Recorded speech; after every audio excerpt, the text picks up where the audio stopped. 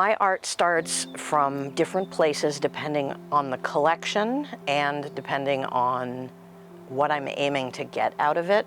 So I set myself a challenge every year in my practice that is either business-oriented or design-oriented of some kind of growth. And in that transition from when I was just starting teaching to when I realized I wanted to go back to doing higher-end craft shows, I had to sort of dissect my own work and identify the things that needed to progress. And one of them was I needed more dimensionality. And so a lot of my design has been based around a year's task. I had a year where adding dimension was the goal of that year and developing collections like that. Another year it might be to add a different kind of setting or to start working with more gold or something like that. And then I try to keep that thematic in both classes that I'm taking and work that I'm producing. And sometimes it comes from a carpet on the floor of a client of mine, and that's where the weirdness starts. You know, sometimes it's in the back of the brain, and sometimes it's a conscious design effort, depending on the series. There's not a lot that I dislike about it, so the mediums that I like most are really around, I like the three-dimensionality of it. I like to be able to envision something that I can then craft whole. I like the act of fabricating. I like how my hands connect to the tools and the materials. I think it's really just a piece of my brain turns off and a different piece of it turns on as I'm working through it. So teaching has actually been really interesting to me because it's had to make the connection between those two parts of my brain where I have to articulate to my students why I'm doing what I'm doing instead of just doing it. So it's both, for a while it sort of hindered and stilted my practice, and then once I got past that and started using it as a tool, I was able to see it progress the craft more because I was fine-tuning my own work instead of skipping past parts of it. So I was thinking about it more. So I like that challenge of how do I take flat materials and bring them structurally to life.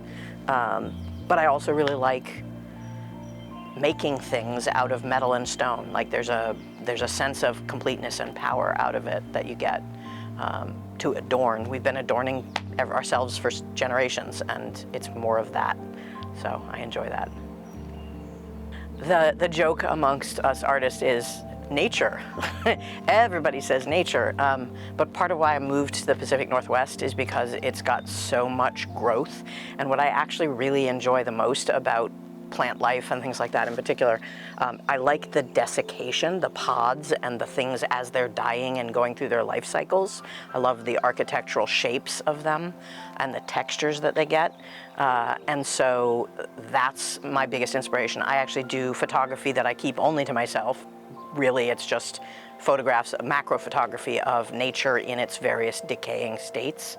And that close-up work is what drives a lot of my thinking about form and about texture in particular. The techniques tend to drive new ideas. So I will take a class or a workshop in a technique that I have wanted to learn for a while, and it might branch something off.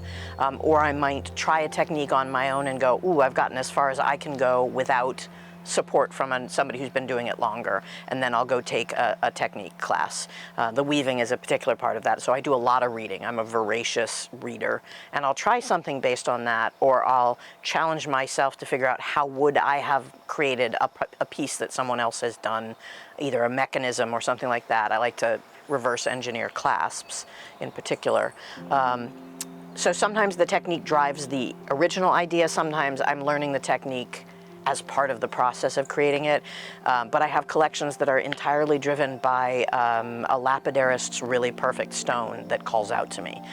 So one of my favorite things to make is one-of-a-kind chains, and those are always started based on having a stone that says, I need to be something special. So it depends on the thing that catches my eye. So one of the things that I get told a lot by customers as they're looking at my work is, oh, I'm not creative at all. I can't do that. I could never do something like that. And as an artist and as a teacher in particular, as an educator, it really drives me bonkers because my answer is usually, no, you just haven't found the right creative outlet. So I always want people to give it a try, not necessarily my medium, but a medium or another medium, you know, just try. A lot of people assume you have to be good at it out of the gate, and it doesn't work that way at all. And so I always appreciate it, especially when young people come up to me, because I had those teachers who would help me out, especially when I was younger, got me started. I like teaching youth classes. Those I won't teach over video, I'll only teach those in person. But I love when a young person comes up and watches me demoing something at a show, and then they get excited by it, and I can hand them the hammer and let them help me put a texture down or something like that. Because it doesn't have to be this art that they get excited by, but it should be some art in their life, even if it's casual and not professional, the way that those of us at shows are doing. Why jewelry over other things? It's not that I don't do those other things. I've also professionally sold handmade sweaters. When I was really young, I taught art classes, multimedia art classes. So and theater, obviously, with the creative arts in that aspect. So it's not that I don't like other mediums, and I'll often, in fact, I'm trying to get into more other art forms to inspire my work. But there's something about the way that metal responds differently. It is at once solid and malleable. It has a fluidity to it, especially when you're working in silver or gold. And it has a solidity to it as well. And I like that blend. I like that I am manipulating something that comes out of the earth, that is forged into our will to follow what the shapes are that we want, that it'll fight me sometimes. Like, there's things that you can't do with metal, or that are more challenging to do with metal. One of the pieces we're working on while you're recording is an example of that. Creating the domed pieces where it's concave or convex is a challenge. It's a challenge that I'm using to progress my work. I had students ask me about it, and they asked me how to do conical pieces. So I have in the works some conical and concave and convex cone cappers on it that I'm still playing around with what I want to do something with. But I'm now inspired by something that does tie back to my dad, who was a mathematician before he became a computer scientist. And I have memories from childhood of him making polyhedral forms out of folded paper. And I really want to take my hollow forms to that next level of construction. So I'm envisioning something that is a multi-sided, 6 or 7-sided piece in which I invert the top of the cone back into the hollow form. And so those are some of the technical challenges that I'm still playing around with. They're so far afield right now that I haven't even thought about what I will do with them once I succeed.